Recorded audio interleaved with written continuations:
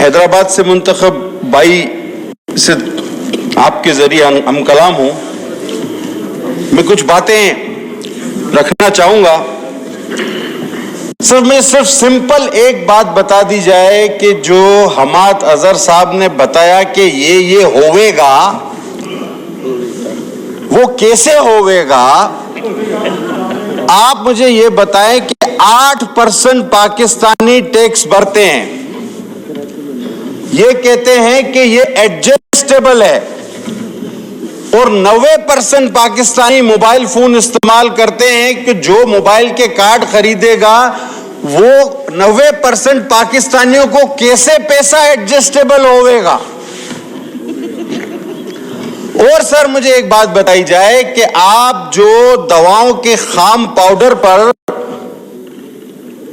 Duty लगा रहे हैं, वो पहले दवा कंपनी का मालिक खरीदेगा, फिर उसकी दवा बनाएगा, कब बेचेगा, किसको बेचेगा, कहां से डिटेल जमा कराएगा, क्या रिटर्न जमा कराएगा जो उसको पैसा वापस होवेगा? सर, वो करावेगा तो होवेगा ना सर, ये नहीं होवेगा, ये नहीं होवेगा। अब सर, बात हुई कि इखलाकी जुर्रत इनमें हो, तो ये हमारे कोविड के जो हमने बड़े मिसाली काम किए उनको मान लें। सर, पता नहीं हमारी याददाश्त क्यों इतनी कम हो जाती है कि शुरू में सिंध की कोविड पॉलिसी को ही वफाक ने फॉलो किया था, हम बड़ी जल्दी भूल जाते हैं। और मईशत की तनज़्ज़ुली की बात आती है तो खुदा की कसम, इन 99 नामों के नीचे खड़े होकर मैं कह रहा हूं, मैंने अपनी स्पीच में कहा था कि देखें, कोविड अब से शुरू हो रहा है, आज से आपकी मईशत पहले ही आप लोग गलत प्लानिंग की वजह से तबाह कर चुके हो। बाद में कोविड को मौरूद इल्जाम ना ठहराना। इस हाउस का रिकॉर्ड उठा के देख ले, अगर आपको ना मिले, जो चोर की सजा हो हमारी सजा। आपको बकौल आपके शेख रशीद साहब के तो कोविड तो हम पर अल्लाह की मेहरबानी की तरह आया है, ये जवाब रिकॉर्ड पर मौजूद है। नगा जी ने पैसे मिल रहे हैं इसके। अब इतने अरबों की जो बेकायदगी हुई ये कोविड फंड्स में, वो कहां गए? अच्छा, ये ज़रे मुबादला बढ़ा देते हैं, कहते हैं जी ज़रे मुबादला बढ़ गया। ये बाहर मुल्कों से कर्जा लेते हैं, उस कर्जे को अपने जमा करके कहते हैं ये ज़रे मुबादला बढ़ गया। अब मैं ये पूरी असेंबली से सबसे हजार रुपए उधार लूं और मैं कहूं मैं तो बड़ा पैसे वाला हूं, मेरे पास तो 3,42,000 रुपए हो गए। यानी अकल की कोई बात, खुदा की कसम, मुझे समझ में नहीं आता कि इनके वुज़रा के सामने से होती हो। अब खुसरो बख्तियार साहब यूरिया के मसले पे कह रहे हैं कि सिंध से यूरिया अफगानिस्तान स्मगल हो जाती है। उससे जर्मनी जापान तो पहले देख लिया था एक साथ, ये सिंध और अफगानिस्तान को कैसे मिला दिया इन्होंने? यानी जर्मनी जापान तक तो ठीक था, ये सिंध और अफगानिस्तान आपस में कैसे मिल गया? अब इखलाकी जुर्रत की बात हो तो फिर इखलाकी जुर्रत तो सर वहां से शुरू होती है कि कोरिया में एक कश्ती डूब गई थी और वजीर आजम ने इस्तीफा दे दिया था। वो इखलाकी जुर्रत कहां गई? और ऐसी ऐसी इखलाकी जुर्रतें, दुनिया की मिसालें, अरस्तु, सुकरात, बुकरात सारे चकरा गए। सारे दुनिया के तज्जिया निगार, सारे कालम निगार, सारे साइंसदान सर पीट के रह गए। 12 मौसम निकल आए, हजरत ईसा हिस्ट्री से गायब हो गए। इस मुल्क में 3 सालों में पता नहीं क्या क्या नहीं हुआ सर। अब सर, हैरत की बात यह है कि जब प्राइम मिनिस्टर ने वहां तकरीर की कि जी हमने अमेरिका से साफ कह दिया है कि हम आपके साथ नहीं हैं, तो पीछे जोर जोर से तालियां, डैश बजाने वालों में कसम से सारे वो लोग थे जब मुशर्रफ ने खड़े होकर कहा था कि शौकत अजीज ने कि हम अमेरिका के साथ हैं, वो बैठे ये सबसे ज्यादा तालियां यही बजा रहे थे। और हर हुकूमत के पीछे यही तालियां बजा। वो अजीज मियां कवाल के पीछे जो टोपी वाले ने हम नवा होता हुए, ये सारे हुए, ये सारे हुए। अच्छा, अब ये कहते हैं कि जी एलएनजी कोई वजह नहीं है। एलएनजी की दरामद कोई वजह नहीं है, तो भाई एलएनजी की दरामद कोई वजह नहीं, मैं तो सादा सा आदमी हूं।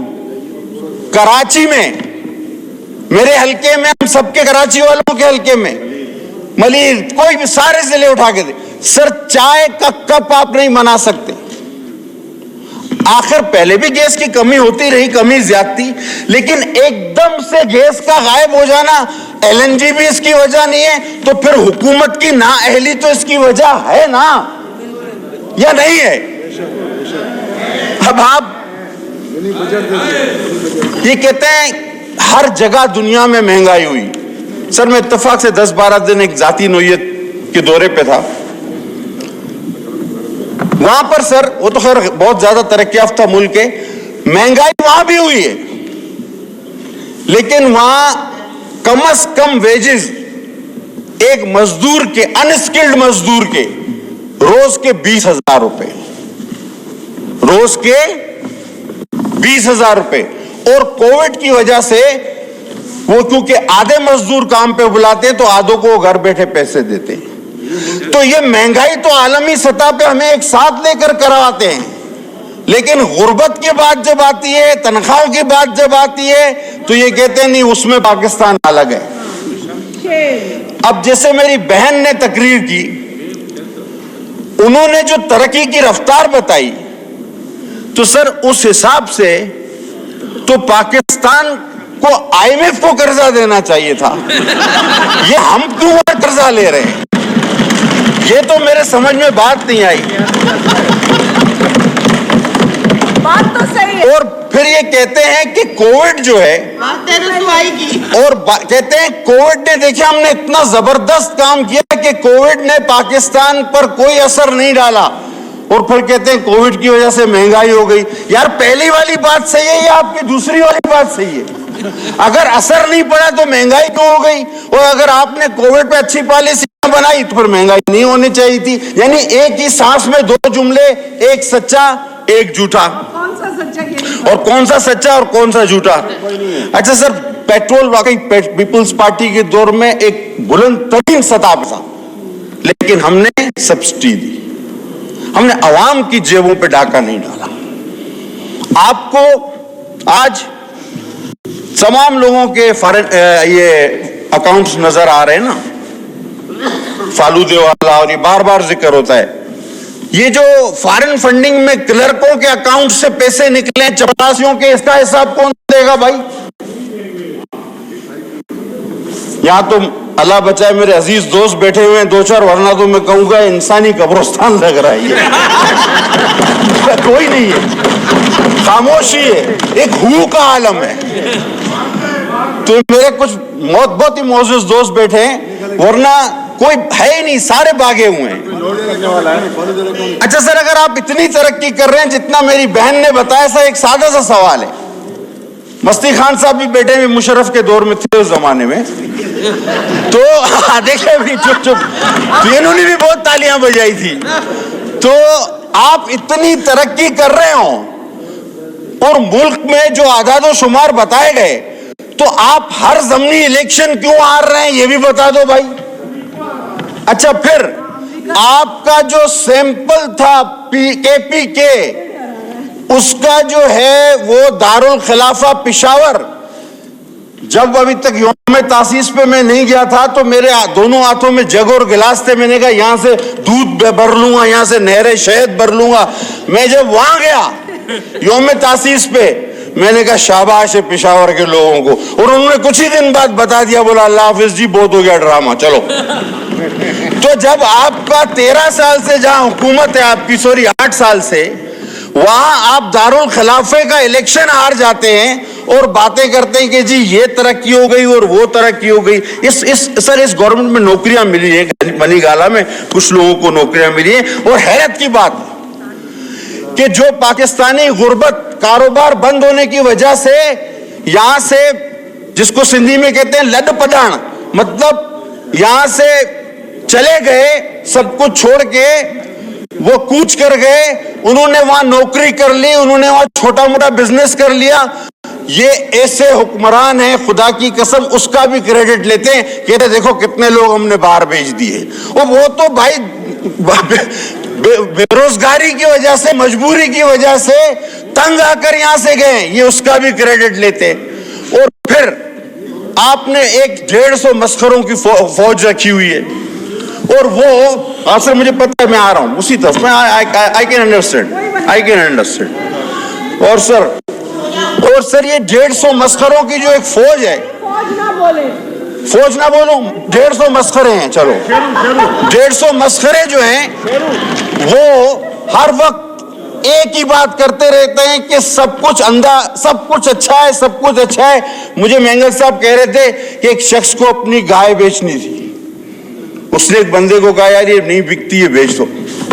तो ले गया मार्केट, उसने कहा सुबह 10 मन, शाम को 10 मन, दोपहर को 10 मन, इस गाय की ये कहानी वो कहानी, इतनी तारीफ की। बंदे ने बोला यार अगर इतनी अच्छी है तो मैं बेचता ही नहीं उसको। तो इनका ये साथ है, ये ना बिकने वाली गाय को भी 30 मन दूध करवा देंगे। तो गाय नहीं बिक रही सर। अब तक आ जाते हैं, वैसे शॉर्ट करना है, बात तो काफी थी। अभी मेरे भाई ने बात शुरू की और उन्होंने कहा कि हमें ये भी नहीं पता कि हम हुकूमत का हिस्सा हैं और ये हुकूमत क्या करना चाहती है। और उसके बाद उसने हुकूमत पे थोड़ी तनकीद की और फिर हस्बे रिवायत अपनी तोप का रुख हमारी तरफ मोड़ दिया। तो यानी ये एक ही तकरीर में दो बातें थे, अजब है तेरी सियासत, अजीब तेरा निजाम, यजीद से भी मरासिम, हुसैन को भी सलाम। मुझे तो ये समझ में नहीं आ रहा कि आप किसके साथ हो, आप किसके साथ हो। आपने कहा पानी का मसला है, आओ सिंध के अवाम के साथ खड़े हो, अपने हिस्से का पानी मांगो। कराची सिंध का शहर है, सिंध को पानी मिलेगा तो कराची को पानी मिलेगा। आओ सर 2-4 पॉइंट, आओ आईनी हकूक मांगो अपने सिंध के, गैस की सूरत में आओ हमारे साथ खड़े हो, वरना कौम माफ नहीं करेगी।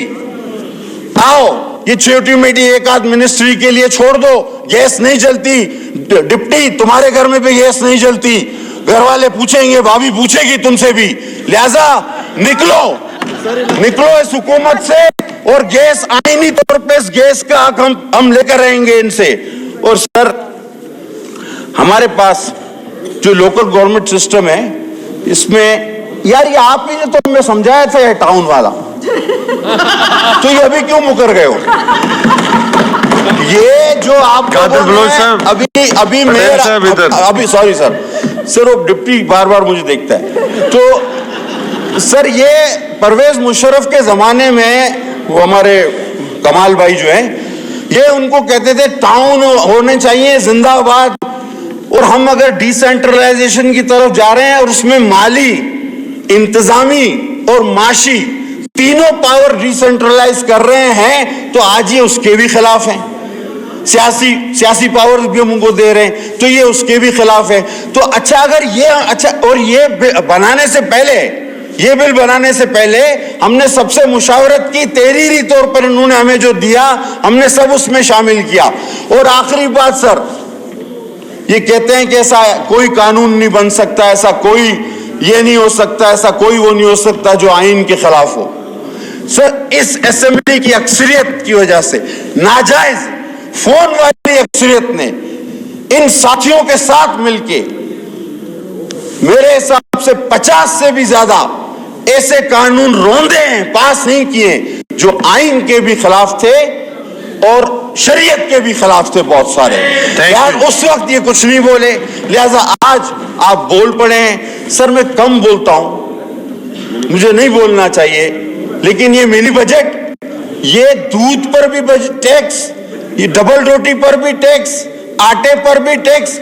वो सर आप लोगों ने क्या कोई रॉकेट खरीदा है कि आप लोग भाग जाएंगे सारे और हमको छोड़ जाएंगे यहाँ पर? मुझे लगता है पीटीआई वालों ने कोई रॉकेट खरीदा, ये दूसरे सैयारे पर भागने वाले। थैंक यू जी। ये यहाँ नहीं मिलेंगे, ये इलेक्शन नहीं लड़ेंगे सर। थैंक यू जी, थैंक यू जी। वर्ड्स जो है, मस्खरा जो है, ये एक्सपंज किए जाते हैं जी। कंवल, मोहतरमा कंवल शोजब साहिबा जी।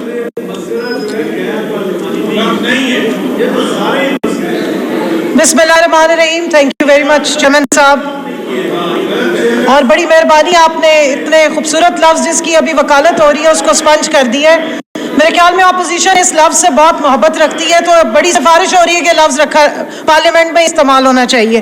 पहले हम देखते रहते इसी पार्लियामेंट में, अभी मोहतरम एक स्पीच फरमा रहे थे और बड़ी बड़ी उन्होंने दावे किए, बड़ी बड़ी बातें याद कराई।